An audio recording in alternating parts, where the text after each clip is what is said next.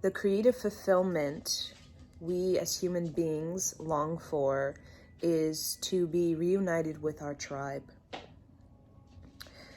The tribe provides us an elder system, and the elder system gives us knowledge, a voice of reason, and that encourages us to initiate ourselves, right? So in the elder system within the tribe, challenges are seen as an opportunity to build up your character, your caliber, and your commitment, right? And it'll be different for men and for women, right? For men, the word challenge will seem a lot more intense when it comes to physical strength and possessing a physical strength, right? While challenge for women will be about an emotional strength, right? So for in the elder system within the tribe, the challenge for women in the early initiation, right, as we can say rite of passage of womanhood, is about the emotional maturity, right? So a lot of young girls in the tribe are with women, right? They spend a lot of time with the elders, and they're learning about all kinds of different plants. They're learning about all kinds of different medicine. They're learning about the tribe through the history of the tribe, like oral tradition. It could be stories. It could be spirituality. It could even be a religion. And early on, they're thoroughly educated on what it means to be a part of a tribe, what it means to be a human being, right? And the connection that everything has with the plants in the ground, with the seasons, the moon phases, with the surrounding animals, and what are the surrounding animals in your region, right? And young girls, the challenge for them is the emotional maturity. So a lot of it's about developing your voice, right, as a woman, right? Because women, as I'm sure all men would agree, represent the voice, right? The voice, right? Women have this ability to articulate themselves, right? And that's the sort of challenge, right, that young girls are learning how to articulate themselves. So that has to do with like poetry, that has to do with storytelling, that has to do with music, that has to do even with like artistic endeavors. It could be dance, it could be some sort of dancing while reciting poetry or dancing while singing, right? So, and even in our more modern times, when we think of women, usually I'm kind of going back to like, the early 1900s, right? A woman who had a gift of playing the piano or who could sing, like maybe had opera education, was actually seen as a woman who was in her femininity, right? That kind of quality of being able to articulate the voice, right, was actually a quality that really showcases a woman's beauty, right? And that same goes with the tribe, right? So women early on are surrounded by other women, right? Surrounded not just by the elders, they're also surrounded by the community, right? The kids of the neighborhood and the girls, right? We know girls love to have secret conversations, right? You'll see them in the corner and they're doing their own little secret like conversation, right? While boys, they're more rambunctious, so you'll see them like climbing and like competing with each other. No, I have the bigger truck, right? So, right, that type of thing. And so in the tribe, with the challenge for boys, like I said, they wrestling, right? Early on, they'll be wrestling with other boys. There's this sense of being educated on the physical realm, right? So that can be about being around members of the tribe that teach a young boy about what does it mean to hunt, right? The whole practice of hunting, or how to, build something, how to make something.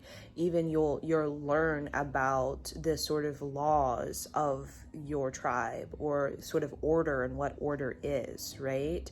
Because the challenge for men is about self-control, right? So boys learn about self-control, and that's a warrior practice, right? Men in a sort of space of meditate for a very long time so they can develop the self-control over their own mind and over their own physical body, right? So that they can overcome, the common, temptations and seductions and, the ego. We call about the ego eradicator. That's why men meditate a very long time, right? So they can get a control over the inner beast, right? Which can be easily seduced and tempted by the underworld and, lust, materialism, right? So, the elder system for boys early on is being with a father, right? It's very important that boys have a father figure, right? In our society, and in our Western societies, living in the United States of America, there is definitely a huge fatherless type of culture, right? Where young boys, I see many times young boys don't have that father figure, and it's very important, especially for boys, that they have a strong father figure. Now, it doesn't have to be the father. Fathers can, they can die, or they can, they can. They can leave, right? They can even have some sort of, disability where they can't function, right? But usually there should be a man that steps up, because usually it would be like the grandfather, sometimes even the great grandfather, or it could be a man, a father figure that is belonging to a different, like a family group, right? But in this tribe, elder system, there's a sense of we're all connected. There's not, oh, that's your kid, I don't really care, I don't have the time of day to to help, right?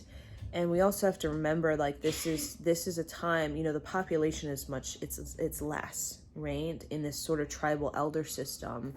And with our growing population, there's becoming this is more, fast paced with having kids, and fast paced, just trying to move through life in general.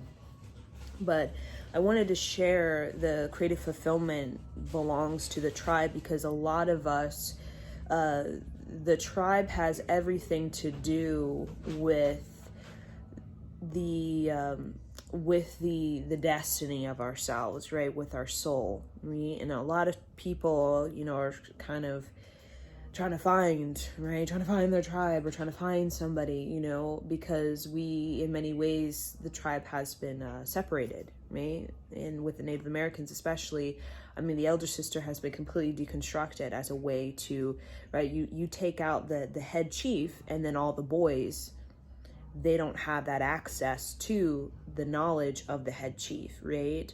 So, that again creates a sort of disconnect between boys, men, and the knowledge of what it means to be a warrior, right? And the same thing with girls, right?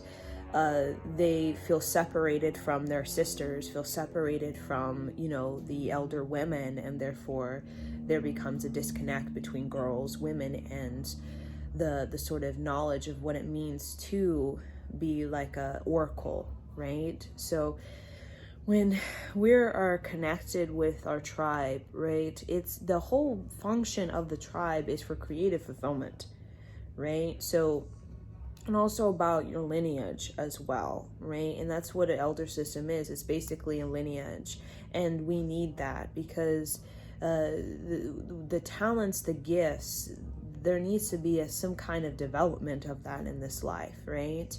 And I, looking at young people with just coming home straight from school and then just doing video games for like 5 hours before they pass out on the bed, that type of thing, maybe get some homework in here and there, that's actually very dissatisfying for, for the human being, for the human soul, right? The human soul wants to cultivate the spirit of the land, wants to have access to the ancestors. And that's when we start to feel more grounded, and that's when we start to feel more confident, right? We feel more safe and comfortable in our own body, because the human being is meant to experience the spirit of the land and the ancestors, and what comes with that is creative fulfillment. Because the ancestors, within the code of the ancestors, there's all kinds of stories and rituals and ceremonies and all kinds of ancient old wisdom that has been tried and true for a very, very long time. All kinds of remedies and medicine and modalities and methodologies and all kinds of artistic expressions. There's an artistry to your ancestors' code, right? And that artistry is what connects you to the more exalted state of feeling, right? Feeling into the earth, right? And that's what the tribe represents. Is it encourages you to feel into the earth and to develop your higher senses, your sensation of what it means to be alive, right? And the elder system, because they're the front runners. I mean, they're the ones that have been around the block and done this, done that, and they faced all kinds of challenges and experiences. They represent the kind of inspiration to the younger generations, right? Now, when you break down that elder system, inspiration to keep going and initiate yourself further to become, the warrior, right? Or if you're a man, or, become the oracle if you're the woman, right? We feel less motivated, right? So, there's these, ideas of boredom and, stagnancy and just not really feeling like you just, you want to do it, right? You're just not feeling like it, right? So the elder system is the greatest inspiration for young men and for young women to actually, rise to the occasion, right? Because the grandfather, the grandmother, in many ways, represents the kind of creative, the view into the type of creative fulfillment I would like to bring into my lineage, right? And that will bring deep healing, right? So we're repairing the lineage, right? Because there's generations of war, and then there's the recovery from war, right? And when you feel that sense of when you feel that sense of communion with your ancestors in many ways, you can understand the sort of war and how it's kind of bled into the many generations of your lineage, right? And when you feel that responsibility to create that sort of healing, or to repair, or even to recover from these very, very trying generations, right? And the experience of war that was basically the whole life, and all kinds of even illnesses, plagues, and all kinds of sort of, deconstruction and changes that sort of de-evolutionize the state of the tribe. There's a sense of excellence in one's ability to actually pursue the healing, or pursue the leveling up the generations. Like for me, my great grandfather was in the war, World War II, and grandmother, right, being the kind of the sort of generation after that, having to recover from that, right? When you have that sort of connection, you also feel a deeper purpose in why you're moving this creative energy through your body, why you're wanting to develop your artistry, right? And again, every member in the elder system is not always going to be the elder that you are actually looking up to. Usually the elder system are individuals, and none of all of them, who are basically deciding to embody the sort of ancient wisdom of the bloodline or of the lineage, right? Meaning they take it upon themselves to really work on their creativity in this particular life, right? As a sort of inspiration and as a sort of potentiated momentum for future generations to really have the sort of education that they need to have victory through their challenges that they will face.